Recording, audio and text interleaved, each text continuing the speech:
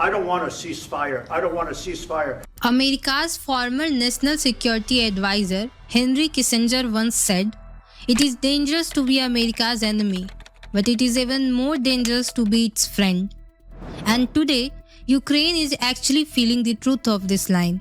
You're gambling with the lives of millions of people. You're gambling with World War III. America is no longer just a superpower. It has become a strong negotiator on the global stage. And now, people are also starting to understand Trump. He creates a lot of noise in the beginning, but in the end, he gets what he wants. Something similar happened in Ukraine case. Trump clearly told Ukrainian President Zelensky, "We are not going to help you in this war. And the $350 billion that Biden gave you, we are going to take that back too." Then Trump gave Ukraine a condition. Either give us access to your minerals or we will make a deal with Russia. It has only been a few months since Trump returned to power, but he has already played a big game that forced Ukraine to accept his terms. This is the same Trump who once called Zelensky to the White House and scolded him. Trouble. Can I Wait a answer? minute. No. You've done a lot of talking. Your country is in big trouble. I know. You're not I winning. know. You're not winning this. Back then, the deal didn't happen, but now his strategy has worked. In the end, a deal was signed between the US and Ukraine, and in that deal, America got access to Ukraine's critical minerals like lithium and titanium, which basically means without firing a single bullet, Trump managed to take control of a big part of Ukraine's resources. And all of this happened through pressure tactics. Now, if there is any peace deal between Russia and Ukraine in the future, it is already clear Trump has secured a deal that benefits America. So the question is, was this just a way to help Ukraine, or was this a masterstroke by Trump played in the name of friendship? Today we will cover how Trump pulled Ukraine to his side and how this deal quietly sent a warning to Russia as well. So let's begin the real game of geopolitics. Thank you very much. Wow.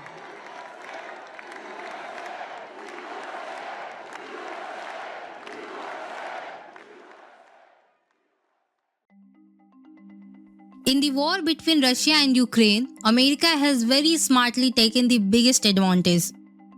America had signed a critical mineral deal with Ukraine, under which, for the next 10 years, America will take 50% share of the profits from Ukraine gas, oil, minerals, and infrastructure sectors.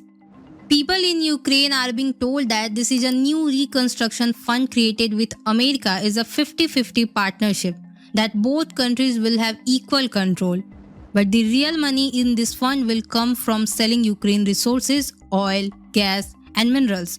And half of that profit will go to America. So how is this an equal partnership?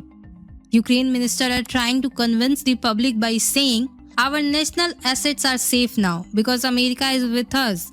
But the truth is, first Russia took control of some regions by force, and now America is taking control of the remaining part economically.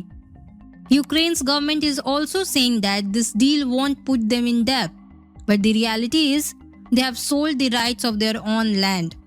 This deal is being shown in a very positive light. They are saying that new licenses will bring more funds, that foreign investment will come, and that not just America, but even small countries from the European Union will invest in Ukraine. But the real game is something else. America has already declared that they won't give any more free money to Ukraine. Well, I just think he should be more appreciative because this country has stuck with them through thick and thin. We've given them much more than Europe, and Europe should have given more than us. Instead, for the next 10 years, they will invest in Ukraine using Ukraine's own minerals and turn that investment into their own profit. And here is the twist. There is a tax guarantee clause in this deal. That means America will keep the profits, but Ukraine will pay the taxes on those operations. Right now, people in Ukraine feel like they have won something big, but in reality, more than half of their minerals wealth is now permanently under American control.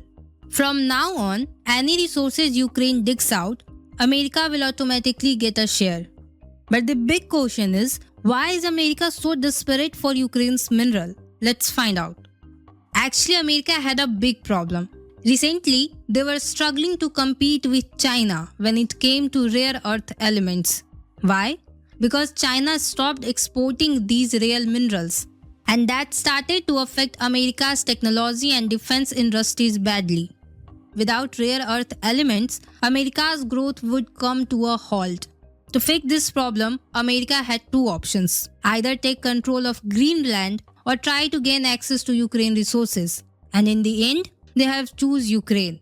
So now, in the name of helping Ukraine, America has quietly secured control over their critical minerals, all as a part of a strategic plan to beat China in the global race. Now, you might be thinking, how many minerals does Ukraine actually have? Well, out of the 34 total critical minerals in the world, Ukraine has 22 of them. These minerals are super important for the European Union too. Out of these, 17 are rare earth elements, which are used in making electronics, fighter jets, submarines, and even green technology like electric cars and solar panels. Earlier, these minerals were mostly supplied by China, but when China stopped selling them, Ukraine became a potential replacement. Today, Ukraine holds about 5% of the world's total critical minerals, and it produces 7% of the world's titanium. But here is the twist. Most of these minerals are found in eastern Ukraine, especially in places like Donbass and Luhansk. And sadly, those areas are now under Russian control. Russia has taken control of almost 70% of Ukraine's mineral wealth, which is worth nearly $26 trillion. Yes, you heard right. That is a huge amount of wealth now under Russia's grip. But the big question is, why did Ukraine choose to support America?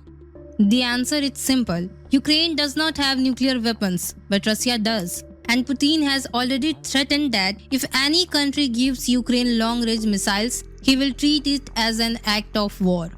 So Ukraine was not in position to directly fight and take back the areas captured by Russia.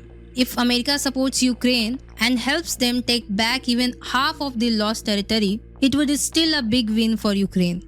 Ukraine believes that just like America helped Japan and South Korea become strong economies, the same thing can happen with them too.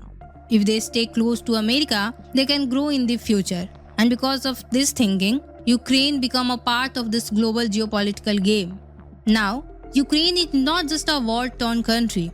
It has become a key player in the fight for global minerals, and the world's future is now linked to it. Now, the big question is, how will Putin react to this situation? Because if America now owns 50% of Ukraine's minerals, then tomorrow America can also claim that even the mineral-rich areas that Russia has captured, then 50% of those minerals belong to USA too. And if that happens, then Putin will be forced to rethink his position. For Ukraine, this deal has turned into a masterstroke, but for Putin, this is now becoming a major challenge. For Zelensky, this is a big win. He has successfully got America on his side against Russia, a major global power. The situation became even more interesting when, after the Pope's death, Trump and Zelensky met in Vatican City. We're learning that President Trump and Ukrainian President Zelensky had a meeting before the funeral. As we've been reporting, a brief meeting was held inside St. Peter's Basilica by President Trump of the US and President Zelensky of Ukraine. And among the hundreds of thousands to attend Pope Francis's funeral were many world leaders. At least two of them used the occasion to sit down and talk. That meeting turned out to be a turning point in their relationship. It gave the impression that both leaders had finalized this deal together. This deal brings new opportunity for Ukraine, security and reconstruction fund from America. And when America is on your side, many other countries will stand with Ukraine as well. But there are also challenges. Ukraine will have to give half of its resources to America, which could be a big loss. Now, the world is watching how Putin will handle this situation because Trump and Putin might directly clash in the future. Meanwhile, Russia has also launched a drone attack on Ukraine while resulting in some death. And Trump has resumed the military aid to Ukraine, selling $50 million worth of defense articles. This suggests that we might see some action on the war front soon.